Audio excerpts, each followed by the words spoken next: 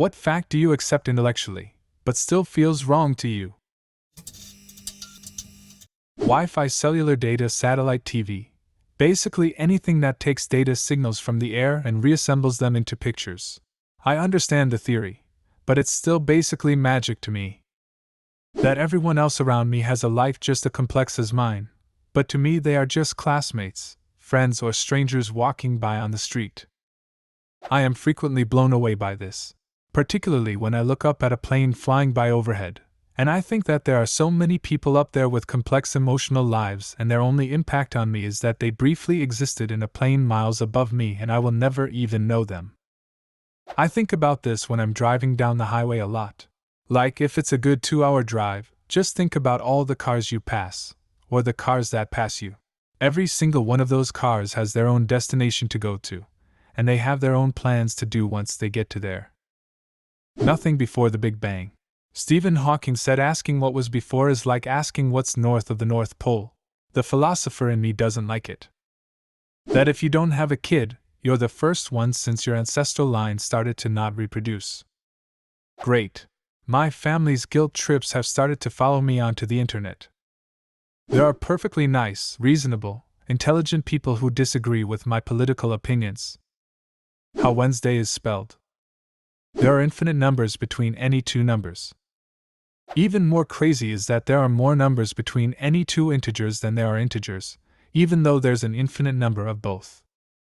That's because numbers are made up. I've got a job for you in the government accounting office. My college GPA is near meaningless 2 to 3 years after I graduated. For me, it was meaningless the day I graduated. My first employer never asked or checked. After I'm dead, my consciousness will no longer exist. My mind understands this, but my soul tells me that's not how it works. I think a lot of Zen Buddhist writing deals with this kind of issue. The universe contains you, but your mind contains the universe. It's hard to reconcile those two facts. The fact that airplanes can fly. Forget that, helicopters are so much stranger. They can just lurk in the sky not going anywhere. And birds. They're flying animals. What the fuck is going on there? Helicopters don't fly, they are simply so ugly that the earth repels them. Correction I got from an aerospace engineer: helicopters don't fly, they beat the air into submission.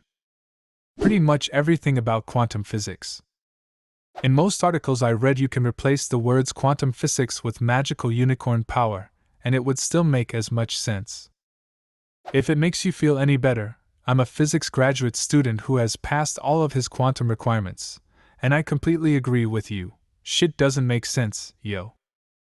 Quantum is the one area of physics where there's no such thing as physical intuition. You have to just follow the math, or you will get it wrong. I have a master's degree in physics myself. I'm intellectually against the death penalty, because if it turns out the accused was innocent, there's no going back. But I really want some of those a-holes to die, you know? That people can think in languages other than my native one. I think this about my dog all the time. Is that weird? How the hell does she think? Is it in barks? Cleopatra was alive closer to today than to the building of the pyramids. Or this new one I found recently. There were still mammoths alive when the pyramids were being built. It's just so abstract to me. Tyrannosaurus is closer to today than to Stegosaurus' lifetime. I took an intro to philosophy course. By the end I didn't know anything. Like literally I couldn't be sure of anything. Sounds like Socrates. He is declared the wisest by the Oracle of Delphi. He doesn't believe her and sets out to prove her wrong, after interviewing the tradesmen, the poets, and the politicians and seeing that they don't truly know anything but won't admit it. He concludes that he himself does not truly know anything, and is wise enough to admit it. How computers work. How can ones and zeros translate into a fucking website? I have no idea. That I'm going to die one day. Eventually, my body will just stop working and there is nothing I can do about it. That gets to me all the time. The thing that gets to me the most is not necessarily death but the feeling that my existence is pointless. I walk into a graveyard and see masses of graves with names of people I do not know. Margaret Smith, or James Baker, from the 1800s was a person just like me, with their own thoughts, ideas, interests, and passions. At the end of the day, That is all I will be. A grave with a name and forever forgotten. Sure, my immediate family will miss me, but what about my great-great family? I will be just a whisper upon their lips as they learn family history. Forever forgotten and pointless. I have a really hard time thinking of India as an Asian country, even though I know it is.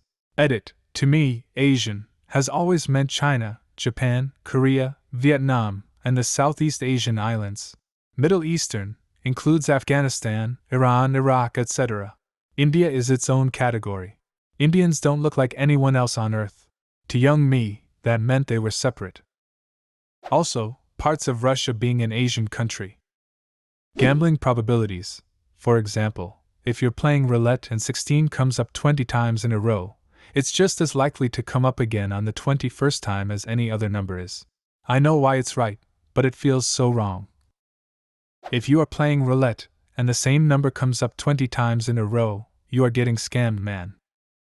Spiders have a meaningful and important role in our ecosystem and aren't just here to terrorize us. It's estimated that 86% of species on Earth are still unknown. How do they estimate that if they don't know?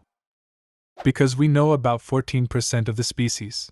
You just subtract. Gravity. We understand that mass is attracted to the Earth. But why? FYI, this may seem like a joke answer, but it's a serious feeling. Intellectually, I know that what color jersey I wore, whether or not I watched the game, had absolutely no effect on why the team I cheer for lost. However, I still feel like it's my fault. Everything, including my body, is made up of really tiny particles. Even better, most of those particles are themselves composed of empty space. When you touch something, it's not the particles themselves coming into contact with each other, but the electromagnetic fields generated by those particles. I think. Dinosaurs. Just dinosaurs in general. The fact that there were giant fucking creatures like that, walking the same earth we do, just blows my mind. Everything is tiny now.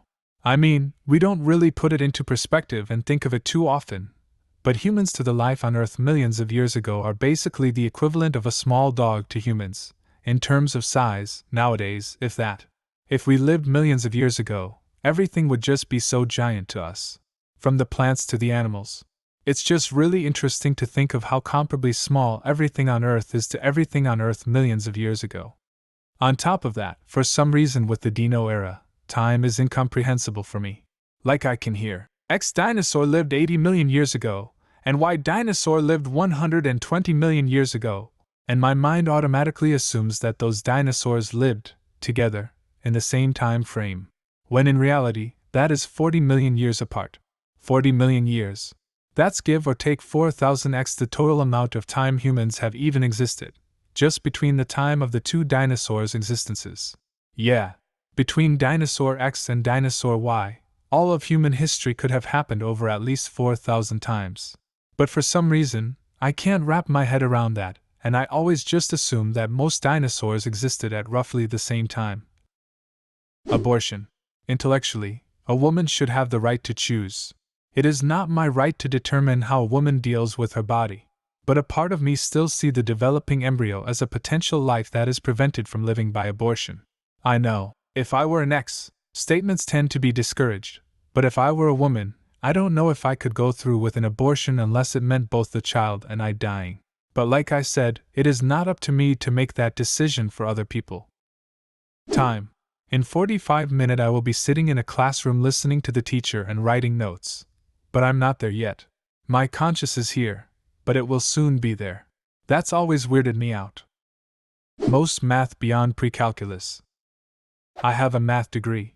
Every time I try to explain what I did in college to my wife, she just tells me to stop. She's a really intelligent person, but let's be honest, non-math people don't give a shit about vectors, scalars, points of inflection, etc. She knows they are important. She knows that mathematical knowledge is vital to the world. It just doesn't make sense to her. She can't see any practical use for it, even when I explain it.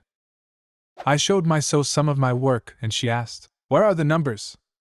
From my experience, if you use any number higher than 9, you've probably done something wrong. El problema del cumpleaños. También llamado paradoja del cumpleaños.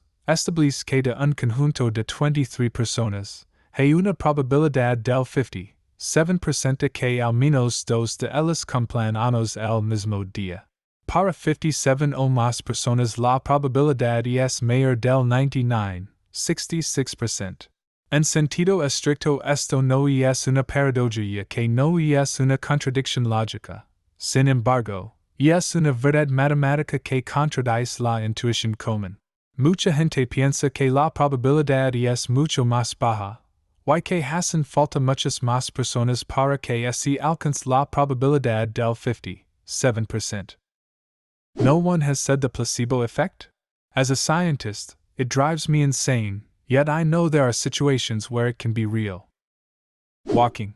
As a person who is born with a disability and uses a wheelchair full-time, your effortless stride and seamless gait amazes me. You guys do it with such ease, and it is fascinating to watch. For me, watching people walk is like seeing a hummingbird fly. I know it's possible, but fuck me if I know how it is done. What fact still feels wrong to you? Leave a comment and subscribe to the channel if you want to see more videos like this one.